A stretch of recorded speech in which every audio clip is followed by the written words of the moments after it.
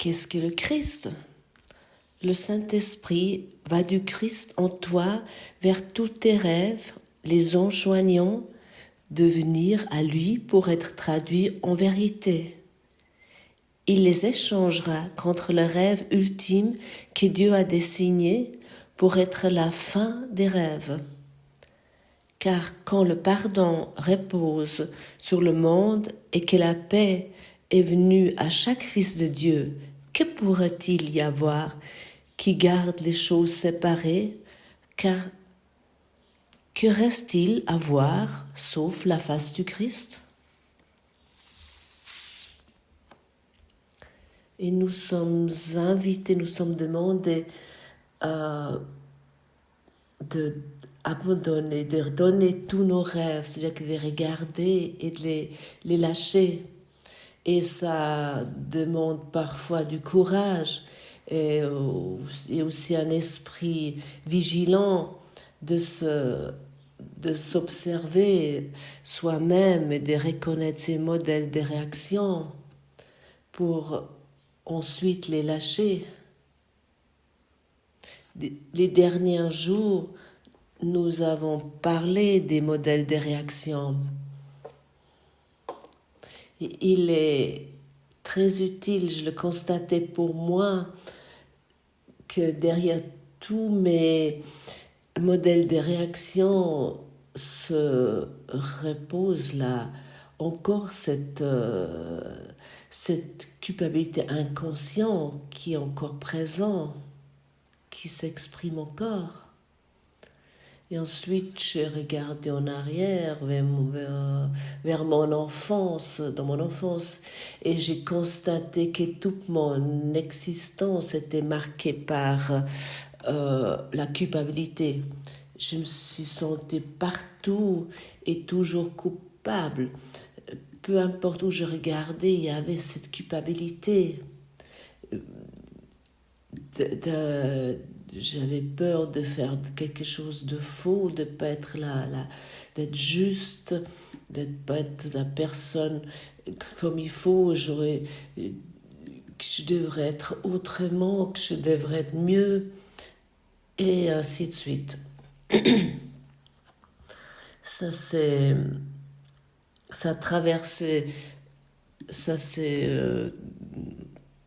entraîné, on pourrait dire entraîné à travers mon enfance, mon adolescence et jusqu'à ma vie d'adulte.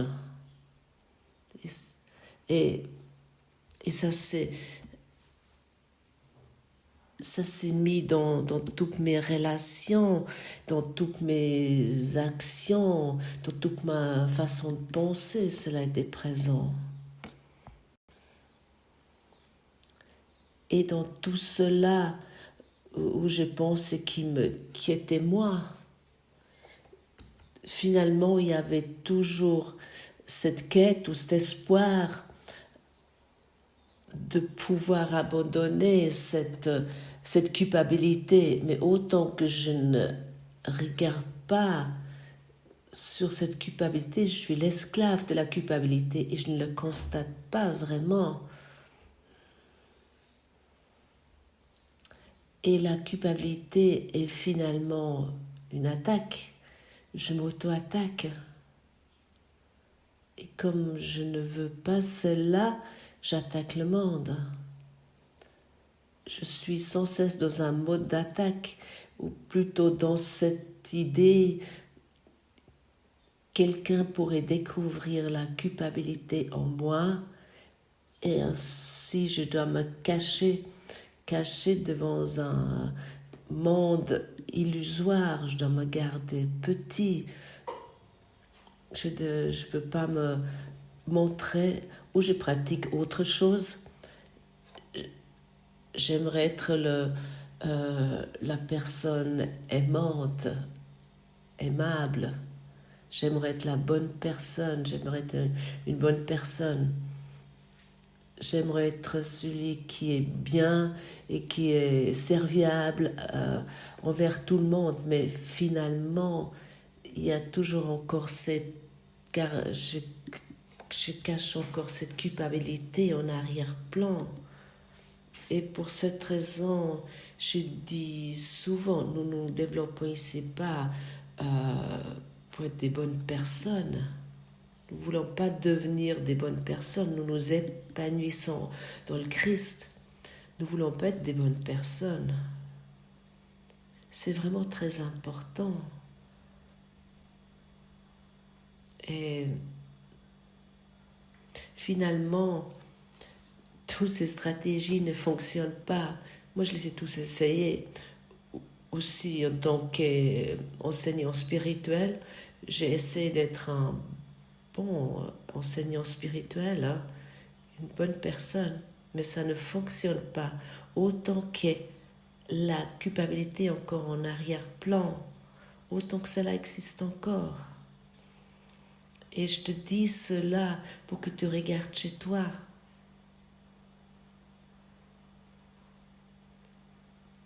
Ce que la culpabilité fait chez toi, cela devient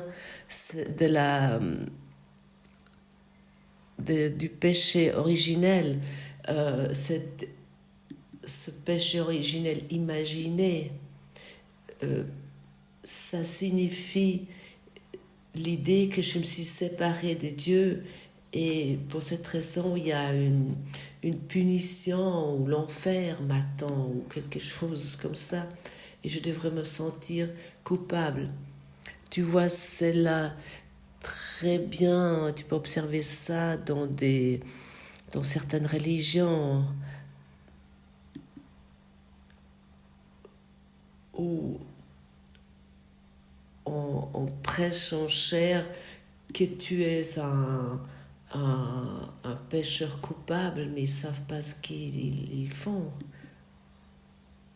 ce qu'ils disent. Le cours en miracle est finalement un merveilleux fil rouge de regarder de regarder cette culpabilité inconsciente parce qu'à un moment donné, tôt ou tard, tu dois la regarder pour constater qu'elle n'existe pas, pour que tes convictions, tes modèles de réaction peuvent guérir, peuvent arriver dans la guérison. Finalement, tu peux te demander tout simplement, est-ce que je me sens encore coupable ?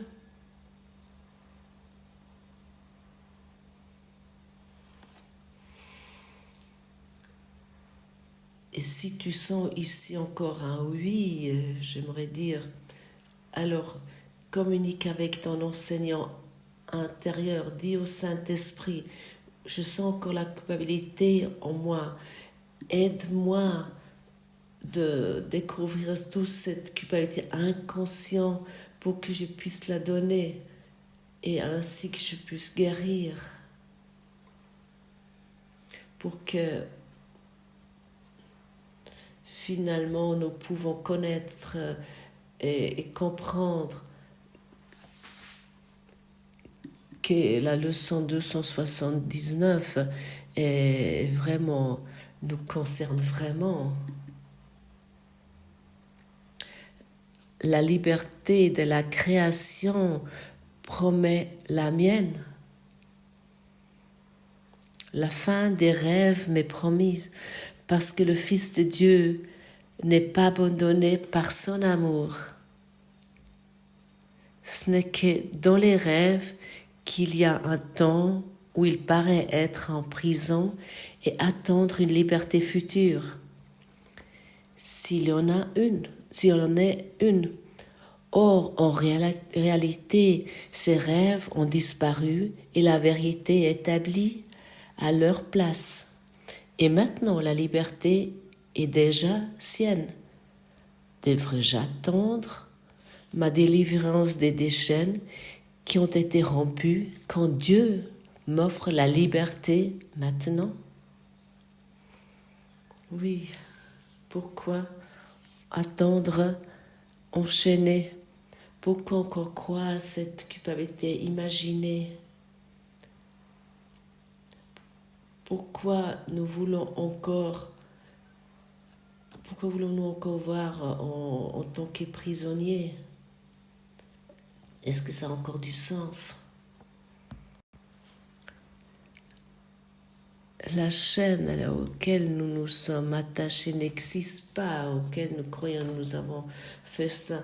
Il y a un passage très intéressant dans le livre pour enseignants, le cahier pour enseignants. Ceux qui sont certains de du résultat, ils peuvent se permettre d'attendre sans peur. La patience est quelque chose de normal pour l'enseignant de Dieu. Tout ce qu'il voit est un résultat certain pour un temps qui ne lui est pas encore connu, mais il ne doute pas de cela. Le temps va être exactement juste tel que comme la réponse. Et ça, c'est vraiment pour tout ce qui se passe maintenant ou dans l'avenir. Aussi le passé, il n'y a pas eu d'erreur. Rien ce qui s'est passé dans le monde n'était pas juste, était profitable, n'était pas profitable. Peut-être à l'époque ce n'était pas compris.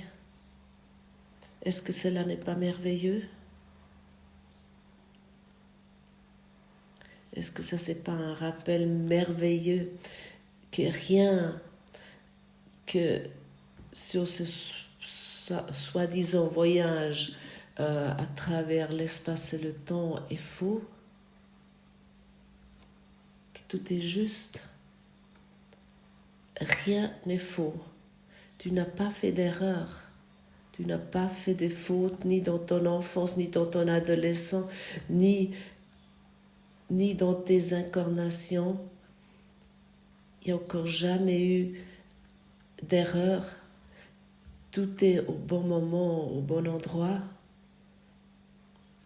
Tout ce qui est sur notre chemin, exactement comme ça devrait être, pour servir à notre éveil. Jésus nous dit clairement que le passé n'a pas inclus d'erreur et maintenant nous sommes libres, n'est-ce pas? Parce que autant que nous croyons aux erreurs, autant que nous regardons sur ce monde dans une conscience de culpabilité, nous pouvons croire qu'il y a des fautes, qu'il y a des erreurs qui existent. Et aujourd'hui, il y a cet appel ultime à toi, il n'y a pas d'erreur et que tu n'as encore jamais fait d'erreur. Et le lieu où tu te trouves maintenant, exactement maintenant, peut-être tu es assis dans un bunker ou dans une maison dans le Proche-Orient où il y a des bombes qui tombent, ou tu es quelque part au travail, ou tu es à la maison, où tu penses que la relation est vraiment très fragile et très menacée. Peu importe où tu te trouves maintenant, peu importe quel endroit sur Terre, peu importe en Asie, au Proche-Orient, ou peu importe où tu es en Amérique latine, tu es exactement parfait au l'endroit où tu te trouves, avec toutes tes relations, sert à t'éveiller. Si tu le veux voir ainsi, bien sûr. Et puis maintenant tu peux dire, oui, c'est facile à dire. Et je dis oui, c'est ainsi. Si tu crois cela, tu vas le reconnaître. Mais est-ce que c'est pas un point de vue merveilleux que nous sommes dans une salle de classe où tout et chacun est parfaitement adapté à notre vie, que tout est parfaitement orchestré. Il n'y a rien et personne en dehors de nous. Des revers de fortune et des événements qui sont passés, ils ont uniquement servi à que tu peux écouter, entendre ce message et que tu peux entendre qu'en toi, il n'y a pas d'erreur. En toi, il n'y a pas de culpabilité. En toi, il n'y a rien qui a fait quelque chose de faux. Ça, c'est le message de secours en miracle. Ça, c'est le message central du cours en miracle. La question est seulement à quel moment tu vas accepter cela. À quel moment tu aimerais prendre cette position d'esprit. À quel moment tu aimerais l'accepter. Et une chose est certaine, souvent nous sommes découragés, nous sommes impatients. Nous nous autocritiquons, nous croyons que nous n'avons pas encore compris quoi que ce soit et nous devons être plus avancés. Nous devons faire telle et telle chose. Et je ne sais pas qu'est-ce qu'on peut encore, qu'est-ce que nous croyons encore. Parfois, que nous croyons aussi que notre famille nous empêche dans notre développement personnel.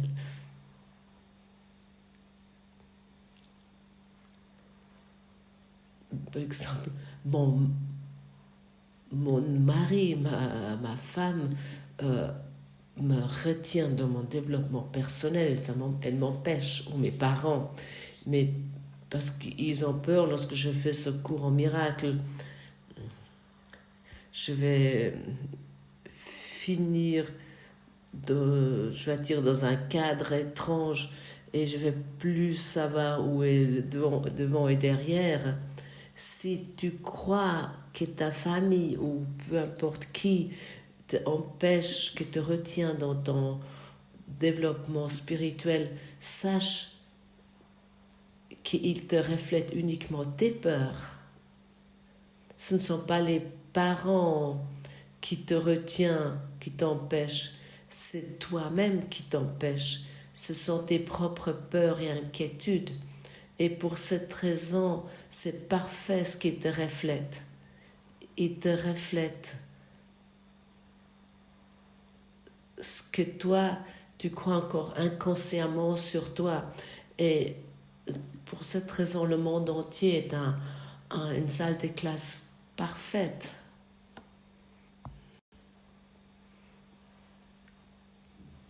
Et nous ne voulons plus regarder avec arrogance ceux qui ne sont pas spirituels. J'ai très longtemps pratiqué cela d'une façon très arrogante, d'une manière très arrogante. Comme tu sais, je m'occupe déjà depuis quelques années avec ce cours en miracle. Et aussi, avant, j'étais déjà préoccupée avec la spiritualité. C'était oui, mon thème central depuis que j'incarne ici. Et pendant longtemps, je regardais avec un certain dédain, avec une certaine arrogance sur des personnes qui sont encore en train de, soi-disant, souffrir dans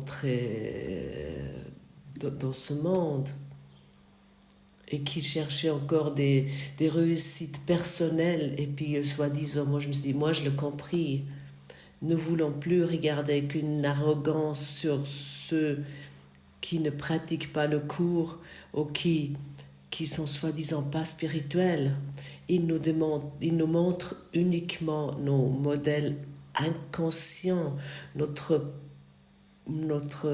vue, notre vision inconscient sur nous-mêmes. Ils nous montrent finalement uniquement notre façon superficielle.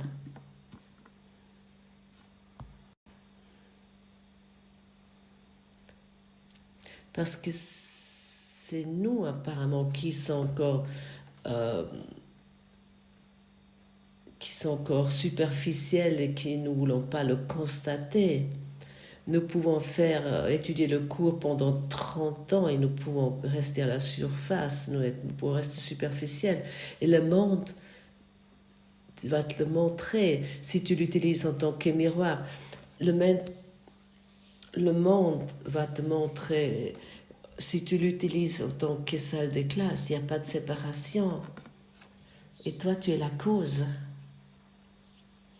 Et nous ne devons plus regarder avec une arrogance et d'une façon séparée sur des relations qui ont l'air d'être douteux, mais ces relations sont très utiles et très bénéfiques. Nous voulons regarder avec amour sur les choses. Et ici, encore une fois, un appel à toi. J'aime encore une fois te dire, il n'y a pas d'erreur en toi, sauf ta façon de penser sur le monde, sur le monde qui t'entoure et les personnes qui t'entourent. Tu es ici exactement où tu te trouves dans un endroit parfait. Ça devrait extrêmement te détendre.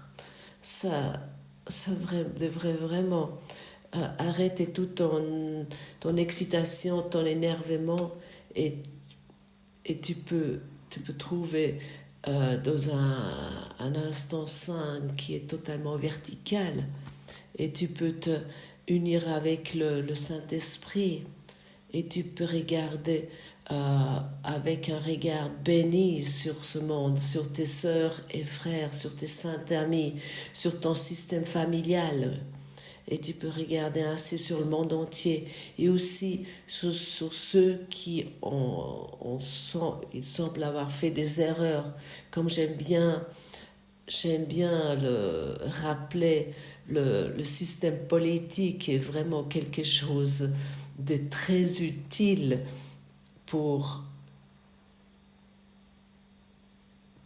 qui te montre seulement où tu te trouves encore toi-même, dans la corruption, dans la guerre et dans les conflits intérieurs. Est-ce que ça, c'est pas merveilleux? Dans quel monde merveilleux nous sommes nés? Parce que ce monde nous montre d'une façon parfaite de quoi nous souffrons encore. Ou comment nous nous emprisonnons encore.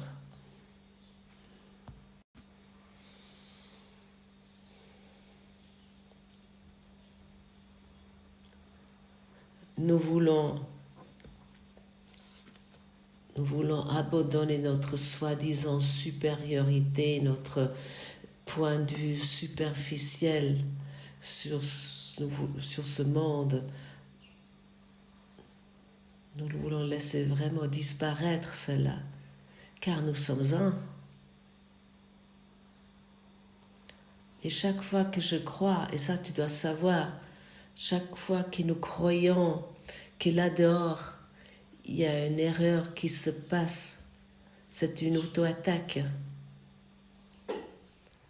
Et nous croyons que nous ne sommes pas au bon endroit et nous croyons que nous sommes au mauvais moment, au mauvais endroit. C'est uniquement une auto-attaque. Nous nous attaquons sans cesse nous-mêmes. Ce n'est pas ta famille qui t'attaque, ni tes amis, ni ton partenaire de vie, ton conjoint, mais seulement toi-même. Et ça, c'est vraiment le miroir parfait. Et ça, c'est vraiment l'orchestre parfait qui joue pour toi, pour que tu t'éveilles. Et comment éveillons-nous? En,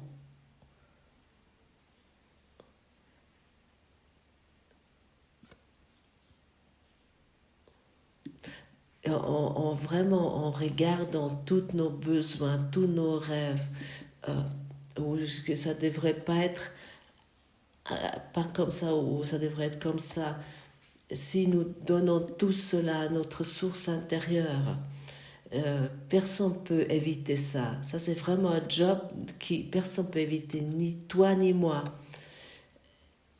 Et à ce moment-là, nos modèles de réaction vont uniquement connaître l'amour parce que nous sommes que l'amour.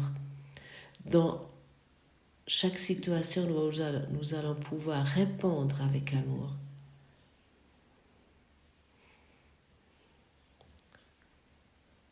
Au lieu de répondre avec notre culpabilité inconsciente. Est-ce que ça a du sens pour toi? Ça, c'est finalement la question. Il ne s'agit pas, au fait, ce qui est formulé ici. Ce qui est important, si ça a du sens pour toi, à ce moment-là, tu es exactement au bon endroit. Alors, écoute ces mots et écoute cette leçon et commence à la pratiquer, commence à pratiquer tout cela. Et ça signifie que nous allons changer notre image de soi. Parce que dans le monde, tu as uniquement ton image de toi.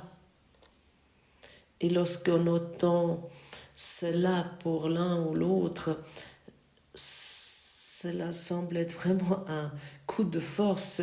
Il va peut-être se dire, mais comment je pourrais arriver à ça? Je vais continuer comme maintenant.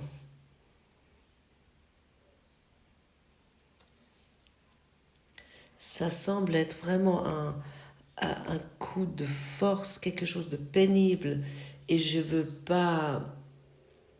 Comment je pourrais dire? Oui, c'est facile, mais ce n'est pas simple, disons ça comme ça. C'est facile, mais pas simple. Mais pourquoi c'est pas simple? Parce que nous sommes tellement habitués de protéger nos modèles de pensée que ça nous semble pour cette raison tellement difficile.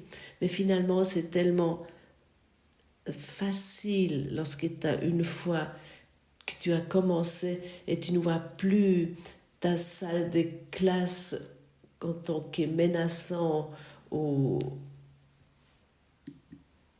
apeurante. Une salle de classe d'amour aimerait uniquement le mieux pour toi. Et maintenant, regarde, commence à sentir que tout ce qui t'entoure veut uniquement le mieux pour toi. Autant que ton partenaire de vie, ton conjoint, ta famille, comme tout ce qui t'entoure. Est-ce que ça, c'est pas grandiose? Est-ce que ça, c'est pas extraordinaire? Tout te sert pour ton mieux. Parce que tout te démontre, chacun te démontre ce que tu penses encore inconsciemment, ou ce que tu crois encore être inconsciemment. Et maintenant, nous devenons patients, nous pouvons attendre, nous sommes certains de notre but, nous devenons silencieux, nous devenons calmes. Et nous écoutons la vérité. Et plus les choses qui ont l'air soi-disant tellement importantes. Le monde devrait changer, mon partenaire de vie devrait enfin changer pour que moi j'aille mieux. Ça, nous avons déjà essayé depuis la nuit des temps et nous sommes arrivés au point où nous devons reconnaître que cela ne fonctionne pas. Ça ne fonctionne tout simplement pas. Et la seule chose qui fonctionne vraiment, de balayer devant ta porte.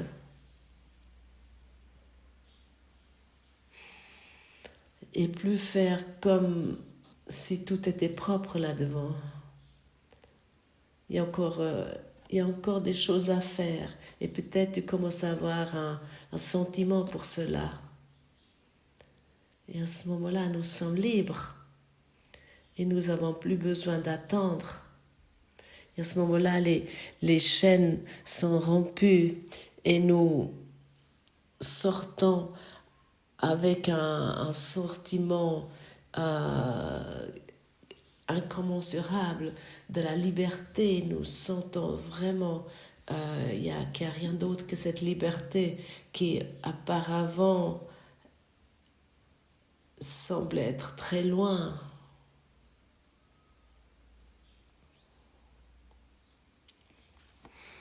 J'accepterai tes promesses aujourd'hui et j'y mettrai ma foi. Mon Père aime le Fils qu'il a créé comme sien. Retiendrais-tu les dons que tu m'as faits?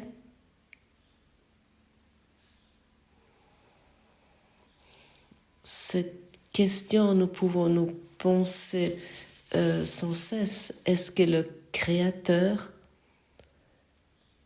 retiendra-nous les dons qu'il t'a donnés, qu'il t'a fait? Non, il ne te retient rien. Tu peux expérimenter les dons de la création à chaque instant. Et comment on pourrait formuler ça dans une seule phrase? Tu es l'amour. Point. Sans oui mais, sans histoire. Tu es l'amour. Seulement l'amour. Et nous voulons aujourd'hui agrandir cela et offrir cela au monde dans chaque situation, dans chaque expérience pour reconnaître que nous sommes libres. Est-ce que tu es d'accord? Bien.